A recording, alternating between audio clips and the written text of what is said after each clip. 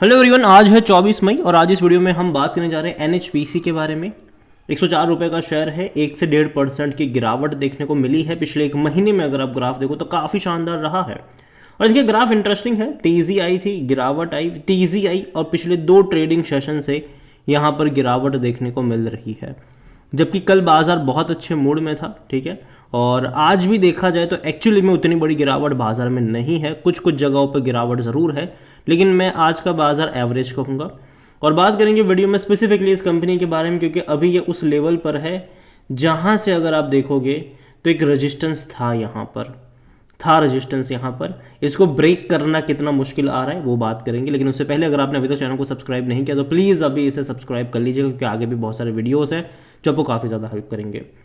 तो एनएचपीसी का शेयर 104 रुपये के आसपास ट्रेड कर रहा है, एक साल में खूब पैसा बना कर दिया है।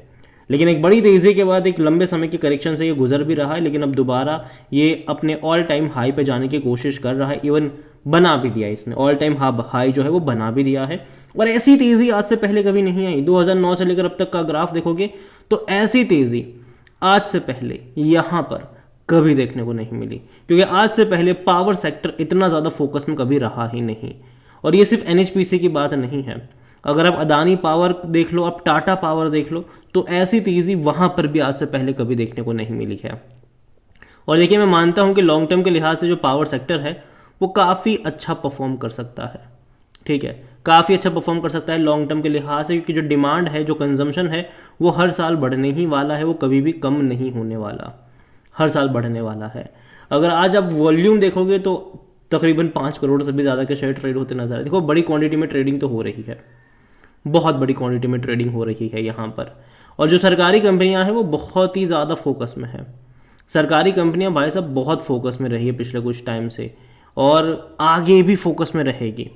और अभी जिस तरीके से भाई साहब देखा जा रहा है, तेज़ी आ रही सरकारी कंपनियों में, तो कहीं ना कहीं एक अंदेशा है बाजार को कि शायद जो एग्जिस्टिंग गवर्नमेंट है वो दोबारा चुन कर आ सकती है, और इसके चलते थोड़ी बहुत और तेज़ी दिखा रहा है ये।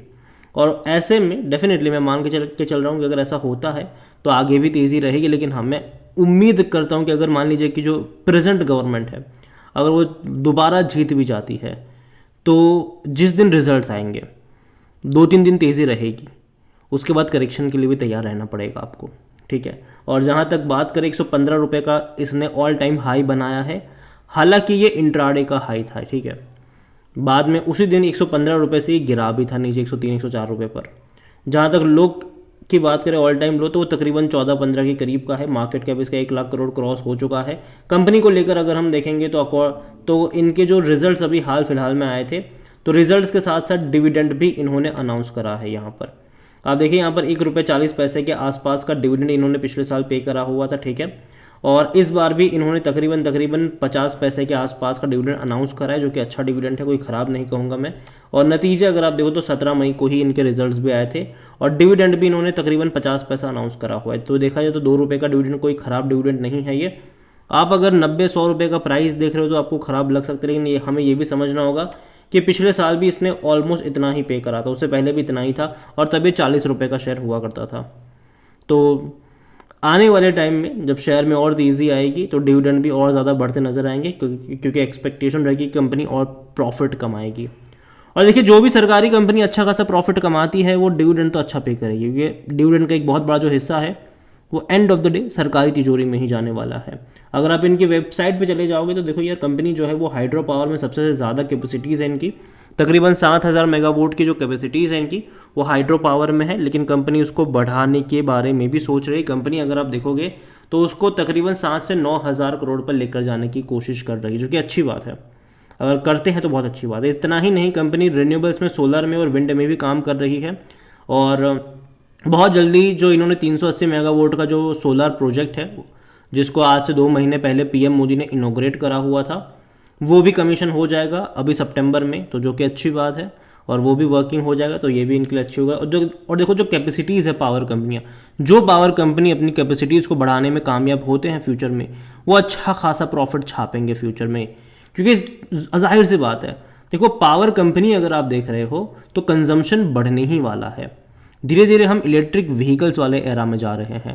अभी 2 व्हीलर्स का मार्केट है वो तो काफ़ी अच्छा परफॉर्म कर ही रहा है, लेकिन आने वाले टाइम में जो 4 व्हीलर्स है और इतना ही नहीं, जो कमर्शियल व्हीकल्स अगर वो इलेक्ट्रिक हो गए तो वहाँ पर और ज़्यादा बिजली की खपत आपको देखने को मिलेगी।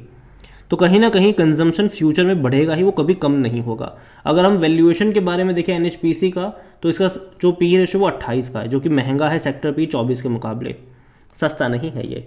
50% एनालिस्ट कहते हैं खरीदारी करो। फाइनेंशियल्स अगर हम देखेंगे इस कंपनी के, तो अभी जो लास्ट क्वार्टर के नंबर थे वो अच्छे थे, उतने बुरे भी मैं नहीं कहूँगा, लेकिन ठीक ठाक थे, मतलब उतना एक्साइटिंग वाला भी नहीं था, ठीक है, एवरेज में कहूँगा इसको। 2500 करोड़ के रेवेन्यू रहे, जो कि एक्सपेक्टेशन जनरली मार्च क्वार्टर से भाई साहब ज़्यादा होती है कि अच्छे रेवेन्यू आए, लेकिन वो हुआ नहीं। और तकरीबन 550 करोड़ का इनका प्रॉफिट रहा, जो कि कम है, ठीक है, क्योंकि कंपनी पिछले साल तकरीबन 650 करोड़ का प्रॉफिट कर चुकी थी, तो कम है नंबर प्रॉफिट वाइज, ज़्यादा होने चाहिए यहाँ पर। इवन कंपनी 1500 से 1000 करोड़ तक का भी प्रॉफिट कर चुकी है, लेकिन फिर भी दिसंबर के मुकाबले तेज़ी आई है इनके प्रॉफिट्स में, लेकिन रेवेन्यू में कटौती हुई है, ये थोड़ा सा नेगेटिव है। तो इसलिए मैं कह रहा हूँ कि एवरेज नंबर है ये। अभी जून के नंबर देखना इंटरेस्टिंग होंगे कि नंबर्स कैसे आते हैं। देखो मैं उम्मीद कर सकता हूँ कि नंबर अच्छा है इनके और फ़ायदा हो कंपनी को आने वाले टाइम में। शेयर होल्डिंग को लेकर अगर हम देखें तो प्रमोटर के पास 67.40% का स्टेक है। प्रमोटर यहाँ पर गवर्नमेंट है, सरकारी कंपनी है। और अगेन मैं कह दूँ कि जब इनके रिजल्ट्स आए थे तो साथ में कंपनी की तरफ से ये भी आ रहा था, इवन उससे पहले भी आ रहा था कि कंपनी जो है वो तकरीबन 6000 करोड़ रुपए जो है वो रेज़ करने वाली है डेट के ज़रिए पैसा रेज़ करने का प्लान था उनका। यहाँ पर इंस्टीट्यूशंस अगर आप देखो तो म्यूचुअल फंड्स के पास 6% की होल्डिंग है, 5.29 डोमेस्टिक के पास है, 6.80 एफआईआई के पास है। हालांकि सबने बिकवाली करी है, लेकिन फिर भी मैं कहूँगा कि उम्मीद करते हैं कि आने वाले टाइम में तेज़ी आपको देखने को मिले। सरकार ने भी हालांकि यहाँ पर ओएफएस लेकर आए थे और तकरीबन 3.5% का स्टेक ओएफएस में इन्होंने बेचा भी था। अभी मैं उम्मीद नहीं कर रहा हूँ कि और ज़्यादा जो शेयर है वो गवर्नमेंट अपना रिलीज़ करेगी, और करना भी नहीं चाहिए, लेकिन अच्छी खासी क्वांटिटी में इंस्टीट्यूशंस बाएंगे, जो कि अच्छी बात है।